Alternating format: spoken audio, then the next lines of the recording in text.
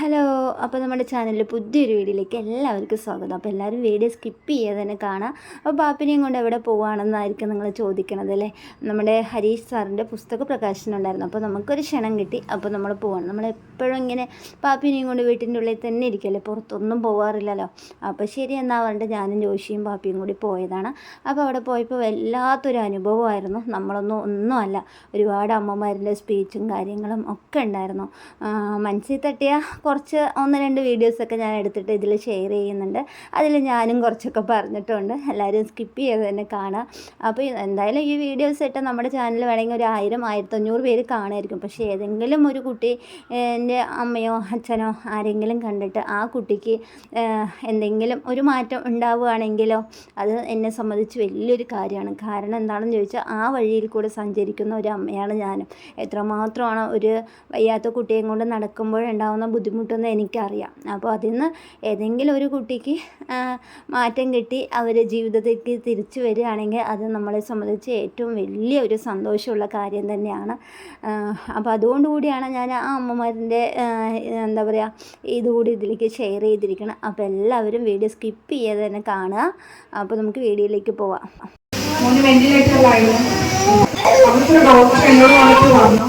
മാറാത്തൊരു അസുഖമാണ്, ചെറിയ കുട്ടിയല്ലേ. അപ്പൊ ഈ ചെറുതിലെ മരിച്ചു പോലെയല്ലേ നല്ലത്. ചുരുക്കി ഈ കുട്ടിക്ക് അറിയില്ല. ഈ കാലം കൊണ്ട് ബ്ലഡ് വരുമ്പോൾ അത് നോക്കി അനുമാനം നിൽക്കണമെന്നല്ലാണ്ട് കരയുന്നത്.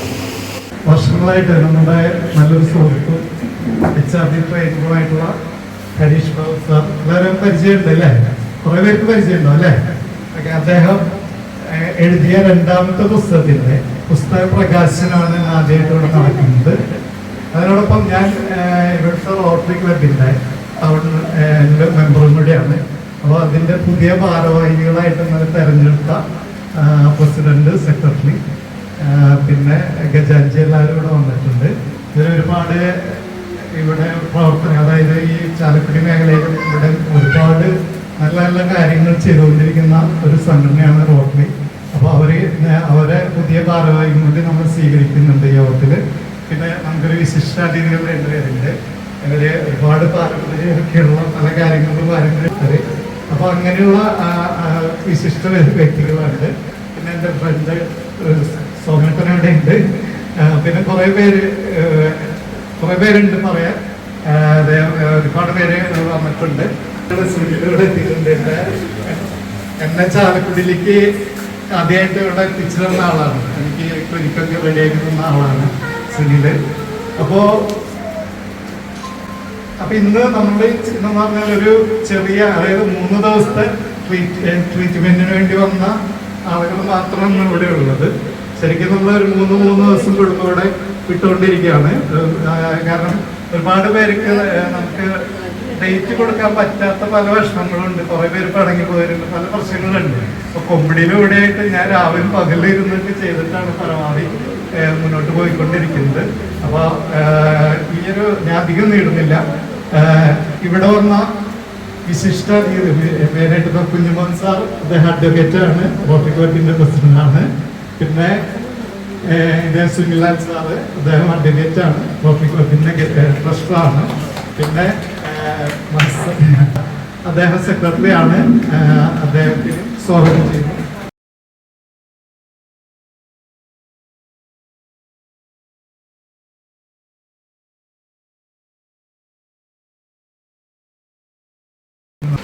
ഇന്നിപ്പോൾ നിയമപരമായി തന്നെ അതിന്റെ സപ്പോർട്ട്, അതിന്റെ പിന്തുണയോടുകൂടിയാണ് ഡോക്ടർ ഇങ്ങനെ ഒരു സ്ഥാപനം തുടങ്ങിയിട്ടുള്ളത്. ഒരുപാട് പോരാട്ടങ്ങൾക്ക് ശേഷമാണ് വളരെ ശാന്തിയോടെ സമാധാനത്തോടെ ഈ സ്ഥാപനം ഈ പ്രദേശത്ത് പ്രവർത്തിച്ചു വരുന്നെന്നുള്ള പൂർണ്ണ ബോധ്യം എനിക്കുണ്ട്. അപ്പോൾ അദ്ദേഹത്തിൽ നിന്നുള്ള അറിവുകളിലൂടെയാണ്, അദ്ദേഹം പറഞ്ഞു തന്ന അറിവിലൂടെയാണ് ഞാനത് മനസ്സിലാക്കിയിട്ടുള്ളത്. അങ്ങനെ ഇരിക്കുന്നൊരു വേളയിലാണ് ഇന്നിങ്ങനെ ഒരു 7 മണിക്ക് ഒരു ചെറിയ ഫംഗ്ഷൻ ഇവിടെ ഏർപ്പെടുത്തിയിട്ടുണ്ട്. തീർച്ചയായിട്ടും റോട്ടറി ക്ലബിൻ്റെ ആൾക്കാർ വരണം എന്ന് എന്നോട് സൂചിപ്പിക്കുന്നത്. അതനുസരിച്ചാണ് ഞങ്ങളെ ക്ഷണിക്കും, അതനുസരിച്ചാണ് മറ്റ് സുഹൃത്തുക്കളോട് എത്തിച്ചേർന്നിട്ടുള്ളത്. ഇതിൽ പ്രധാന ഒരു ചടങ്ങ് ഞാൻ മനസ്സിലാക്കുന്നത് ശ്രീ ഹരീഷ് ബി ബാബു എന്ന എഴുത്തുകാരനും ട്രെയിനറുമായിട്ടുള്ള സീസൺ ട്രെയിനർ എന്ന് നമുക്ക് വിശേഷിപ്പിക്കാം. ഒരുപാട് വർഷങ്ങളുടെ പ്രയത്നഫലമായി അദ്ദേഹം പുറത്തിറക്കിയ പുസ്തകങ്ങളിലൊന്ന് ഇന്നിവിടെ പ്രകാശനം ചെയ്യപ്പെടുകയാണ്.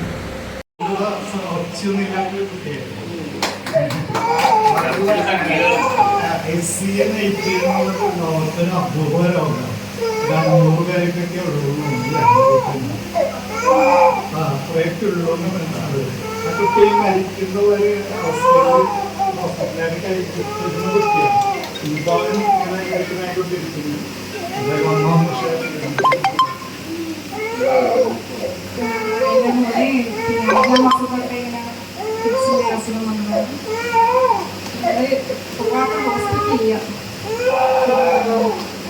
എല്ലാ ഹോസ്പിറ്റലിൽ പോയി എല്ലാ ടെസ്റ്റുകളും ചെയ്ത് പരിശോധിക്കാണ്ട് കണ്ടു. അപ്പോൾ പിന്നെ മോനെ MRI EG എല്ലാം ചെയ്തു. അവസാനം പറഞ്ഞത് ജെൻജി ടെസ്റ്റ് ചെയ്യാം. ഒന്നും നോർമലാണ്, ഒന്നിനും കുഴപ്പമില്ല, എല്ലാവരും ടെസ്റ്റ് നോർമലാണ്. അപ്പോൾ അങ്ങനെ ജെൻജി ടെസ്റ്റ് ചെയ്തു. ജെൻജി ടെസ്റ്റാണ് ജീനിന് പ്രശ്നമില്ല. അപ്പോൾ CN80 എന്ന് പറഞ്ഞാൽ ലോകത്തിൽ തന്നെ 10ഓ 15ഓ േക്ക് മാത്രം വരുന്ന ഒരു വലിയൊരു അപൂർവ അസുഖമാണിത്. ഇത് മാറില്ല. എല്ലാ ഹോസ്പിറ്റലിലും പോയിക്കുന്ന മാറാത്തൊരു അസുഖമാണിത്. ഇതിന് മരുന്നില്ല. 6 തരം മരുന്ന് ഇതിനെ കണ്ടുപിടിച്ചിട്ടുള്ളൂ. ഇതിൽ കൂടുതൽ മരുന്ന് കുട്ടിക്ക് കൊടുക്കാനില്ല. മോന് വെന്റിലേറ്ററിലായിരുന്നു. അപ്പോൾ അത്രയും സീരിയസ് ആയിരുന്നു മോന്. വെന്റിലേറ്ററിൽ എല്ലാ മരുന്നുകളിലും 6 തരം മരുന്നുകൾ നോക്കി പരീക്ഷിച്ചു. ഒന്നും മോനിക്ക് പിടിക്കുന്നില്ല. ഡോക്ടർ അതിനൊന്നും ചെയ്യാൻ പറ്റില്ല. മോനെ വെന്റിലേറ്ററിൽ പുറത്ത് കൊണ്ടുവരാനേ പറ്റില്ല. അങ്ങനെയാ പറഞ്ഞത്. 2 കുട്ടികളെ മരണത്തോടെ മലയിച്ച് കിടക്കുന്ന എൻ്റെ കണ്ണോടനുണ്ട്. അതൊക്കെ 2 കുട്ടികളെ മരിച്ചു പോയി. ചെറിയ കഴിഞ്ഞു. അത് കഴിഞ്ഞ് ഞാൻ എൻ്റെ മോനെ കാണാൻ വേണ്ടി 2 മണിക്ക് ICU വെന്റിലേറ്ററിൽ കിടക്കുന്ന മോനെ കാണാൻ പോയത്. അവിടുത്തെ ഡോക്ടർ എന്നോട് വന്നിട്ട് പറഞ്ഞു, അടുത്തത് നിങ്ങളെ മോനാണ് നിങ്ങളുടെ മനസ്സിൽ വിചാരിക്കണം.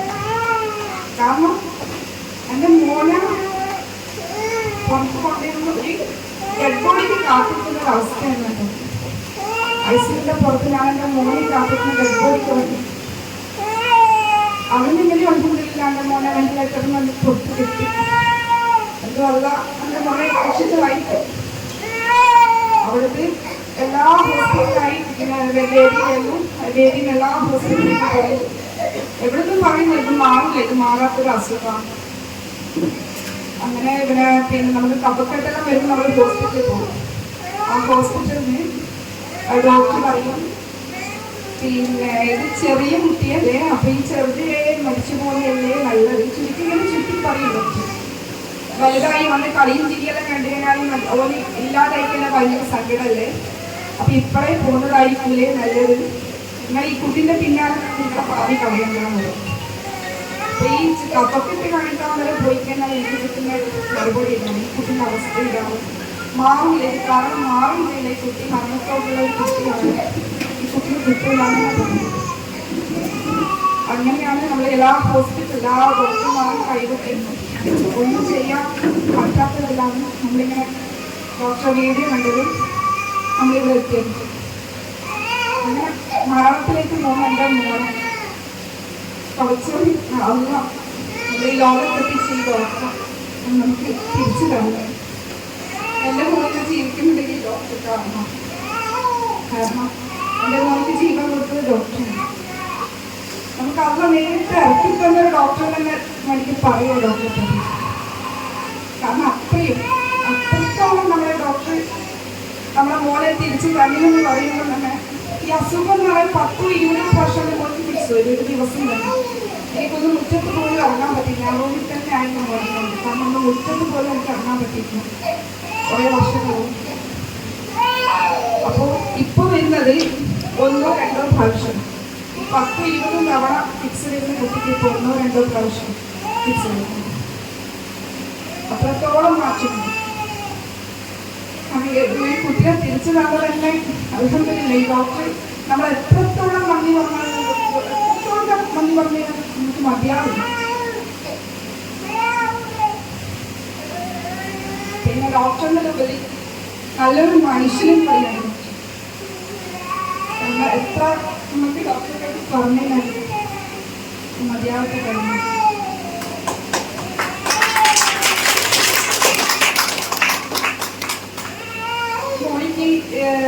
ഈ മാറില്ല എന്ന് പറഞ്ഞ ജനിതക തലക ഇതുള്ള പ്രശ്നം, ഈ വലിയൊരു രോഗം, ഈ വലിയൊരു അസുഖം, ഇത് ഇത്രയും തവണ വരുന്നത് ഈ ഫിക്സ് ഇപ്പൊ 2 തവണ വരുന്നതെന്നുള്ളതിന്റെ മാറ്റം തന്നെ വലിയൊരു കാര്യമാണ്.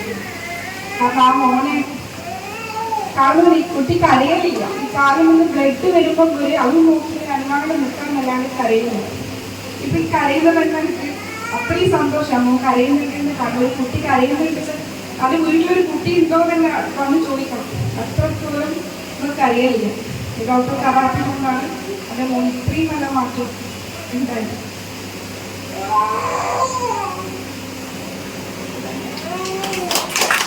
സാമ്പത്തികമായിട്ട് വളരെയധികം അവരുടെ ചികിത്സ ചെലവുകളൊക്കെ ആയിട്ട് ആകെ ബുദ്ധിമുട്ടിക്കൊണ്ടിരിക്കുന്ന ഒരവസ്ഥ. ഇവര് പലപ്പോഴും ഇവിടുന്ന് പോയാൽ പിന്നെ ഇങ്ങോട്ട് ട്രീറ്റ്മെന്റിന് വരാൻ ബുദ്ധിമുട്ടൊക്കെ ആയിരുന്നു. അപ്പം ഞാൻ ഇവര് വരാതെ ഡോക്ടേഴ്സിനെ എടുത്ത് പോകാണ്ട് പോയിരുന്നു. ഞാൻ ഇങ്ങനെ വരും. പിന്നെ അവര് പിന്നീട് മനസ്സിലായില്ല അവർക്ക് സാമ്പത്തിക ബുദ്ധിമുട്ടുണ്ട്. ആ പല ചെറുത്തി മരിക്കുന്ന കണ്ടീഷനിലൂടെ നോക്കുന്ന ചിന്തയിൽ പല ഇതുണ്ട്.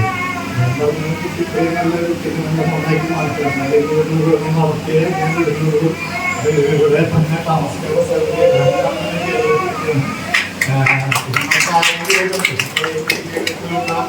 സഹായം അവര് എന്നോട് പറഞ്ഞ ആരെങ്കിലും ഒന്ന് കാണിച്ചു തരുമെന്നൊക്കെ ചോദിച്ചില്ല.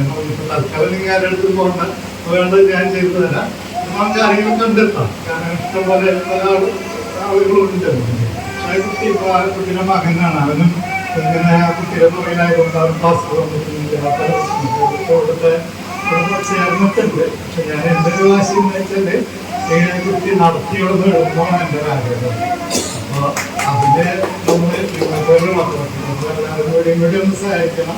അത് ജീവിക്കാൻ ഞാനിപ്പോ നമുക്കൊരു എല്ലാവർക്കും ലിമിറ്റ് ഉണ്ടല്ലോ. അപ്പോൾ അവർക്ക് വേണ്ടൊരു സഹായങ്ങളും ഞാൻ അവർക്ക് ഹസ്ബൻഡിന്റെ കയ്യിൽ നിന്ന് ഇപ്പോൾ തൽക്കാലം ആള് കടത്തിലേക്ക് പോകണമായിരുന്നപ്പോൾ പുള്ളിക്കാരനെ ഒന്നും ചെയ്യാൻ പറ്റാത്തൊരു അവസ്ഥയുണ്ടല്ലോ. അപ്പൊ ആ അവസ്ഥയിൽ കുട്ടീനെ അവിടെ ആക്കി കഴിഞ്ഞാൽ പോയി കഴിഞ്ഞപ്പോൾ കുട്ടിയുടെ ട്രീറ്റ്മെന്റ് കാര്യങ്ങൾ നടക്കില്ല. പക്ഷെ കുട്ടിയുടെ പ്രശ്നം എന്ന് വെച്ചാൽ മിക്സ് വരുന്ന ടൈമില്ല. ആ ടൈമിൽ ഞാൻ ചെയ്തില്ലെങ്കിൽ ഒരു പക്ഷേ കുട്ടിയുടെ ജീവനം പോകാൻ സാധിക്കും. അപ്പൊ അതുകൊണ്ട് തന്നെ ഇപ്പൊ അവിടെ എത്ര പിടിച്ചാലും ഞാൻ പരമാവധി കൂടി ഉണ്ടാകുന്നത്. കാരണം അത്രയും സീരിയസ് കണ്ടീഷനിലുള്ള ഒരു കുട്ടി തന്നെയാണ്. അതിന് ഇത്ര മാറ്റം ഉണ്ടെങ്കിലും നമുക്ക് ഫുള്ളായിട്ട് മാറിയെന്ന് പറയാൻ പറ്റുന്നില്ല. ആ കണ്ടീഷൻ മാറിയെന്ന് നമുക്ക് പറയാൻ പറ്റുന്നില്ല. പക്ഷെ ഒരു ചാലഞ്ചാണ്. ചാലഞ്ച് എന്ന് പറഞ്ഞിട്ട് അദ്ദേഹം പറഞ്ഞ ഇതിന്റെ സയന്റിഫിക് വശമാണ് എല്ലാവരും ചോദിക്കുന്നത്. നമ്മുടെ ട്രീറ്റ്മെന്റിന്റെ സയന്റിഫിക് വശം എന്നാണ് എല്ലാവർക്കും ആവശ്യം.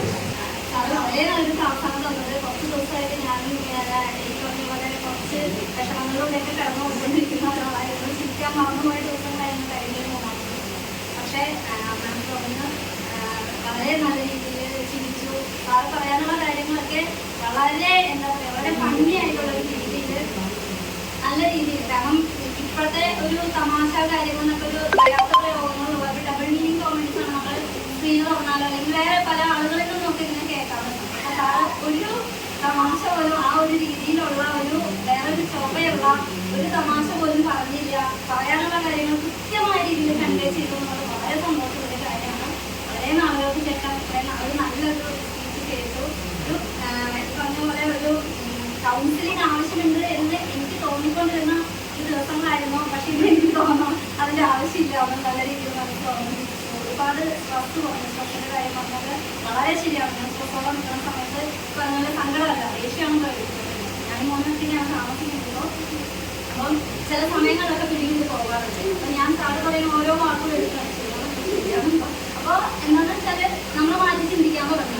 ആ ശരികൾ നമ്മൾ പകർത്തിയെടുക്കുക, അതിന് വേണ്ടി പ്രവർത്തിക്കുക. നമ്മുടെ മക്കൾക്ക് വേണ്ടി നമ്മൾ മുന്നേറ്റ് ഇറങ്ങിക്കഴിഞ്ഞാൽ ഉറപ്പായിട്ട് വിശ്വാസങ്ങൾ വരും. അതെന്ന് വെച്ചാൽ നമ്മൾ കൂടുതൽ അതിന് വേണ്ടിയിട്ട് പ്രവർത്തിക്കണം, ചിന്തിക്കണം. എപ്പോഴും നമ്മുടെ കാര്യങ്ങൾ കൂടെ നമ്മൾ സെൽഫ് കെയർ കൂടി ചെയ്യണം. അതുകൊണ്ട് ഞാൻ ഓർമ്മിക്കുകയാണ്, എപ്പോഴും നിങ്ങളുടെ കാര്യങ്ങൾ മാത്രം ശ്രദ്ധിച്ചുകൊണ്ടിരിക്കുമ്പോൾ നമ്മളെന്നുള്ള വ്യക്തിയെ നമ്മൾ മറന്നു പോകും. എനിക്ക് വളരെ ഒരുപാട് ഇഷ്ടമായിരുന്നു. നല്ല രീതിയിൽ ഭക്ഷണം കഴിക്കാനൊക്കെ ഇഷ്ടമുള്ള ഒരാളായിരുന്നു. പക്ഷേ മോൻ്റെ കാര്യങ്ങളും വിഷമങ്ങളും കേട്ടത് അത്യാവശ്യം ആഗ്രഹമുള്ള കോളേജിലും സ്കൂളിലൊക്കെ പഠിക്കുന്ന സമയത്ത് എഴുത്തുമായി നല്ല രീതിയിൽ മുന്നോട്ട് നിൽക്കുന്ന ഒരാളായിരുന്നു. കുട്ടിയൊക്കെ ഉണ്ടായി ഞാനെല്ലാം തന്നെ മറന്നു. പക്ഷേ ഇപ്പൊ ഞാൻ അതിലേക്ക് വീണ്ടും തിരിച്ചു വന്നു. ജീവിതം ഒരുപാട് സമയത്ത് ഒരു ഇതിലേക്ക് പോയിക്കൊണ്ടിരിക്കുകയാണ്. ഓരോ കുഞ്ഞു കുഞ്ഞു സന്തോഷങ്ങൾ എനിക്ക് വളരെ വിലപ്പെട്ടതാണ്. അപ്പോൾ എന്റെ ചുറ്റുമുള്ള ആളുകളും കുടുംബക്കാരും എന്റെ ഹസ്ബൻഡും ഒരുപാട് സപ്പോർട്ട് ചെയ്യുന്നുണ്ട്. സാറിനടുത്ത് വന്നതിന് ശേഷം എനിക്ക് മോനും കാര്യമായിട്ടുള്ള വ്യത്യാസമില്ല. ഞാൻ എപ്പോഴും വീഡിയോസ് സാറിന് അപ്ഡേറ്റ് ചെയ്ത് കൊടുക്കാറുണ്ട്. സാറ് എത്ര തിരക്കുണ്ടെങ്കിലും അതിന് കൃത്യമായിട്ട് റെസ്പോണ്ട് ചെയ്യും. എന്തെങ്കിലും സജഷൻ ഉണ്ടെങ്കിലും പറയുകയൊക്കെ ചെയ്യാറുണ്ട്. അപ്പോൾ എല്ലാവരും സന്തോഷത്തോടെ തന്നെ മുന്നോട്ട് പോകാൻ നമ്മുടെ മക്കളുടെ കാര്യത്തിൽ സാറ് പറഞ്ഞതുപോലെ ദൈവം അനുസരിച്ച് നമ്മുടെ കയ്യിൽ തന്നേക്കണം. നമുക്ക് അതിനുള്ള കഴിവുണ്ട്, അവരെ ഹാൻഡിൽ ചെയ്യാനുള്ള കഴിവുണ്ടെന്ന് ഉറപ്പുള്ളതുകൊണ്ടാണ് നമ്മുടെ കൈകളിൽ തന്നെ കൃത്യമായിട്ട് അവരെ അപ്പോൾ എല്ലാവരും ആ അനുഗ്രഹത്തിൽ ഒരുപാട് സന്തോഷിക്കാൻ മുന്നോട്ട് കൊണ്ടുപോകാൻ ആത്മവിശ്വാസമുണ്ട്. അങ്ങനെ എല്ലാ പുസ്തകത്തെ കുറിച്ച് പറഞ്ഞു. ഇംഗ്ലീഷ് ഭാഷയിൽ എൻ്റെ പ്രാവീണ്യം കുറച്ച് കുറവാണ്. എന്നിരുന്നാൽ പോലും ഞാൻ ഈ പുസ്തകം സാർ പറഞ്ഞു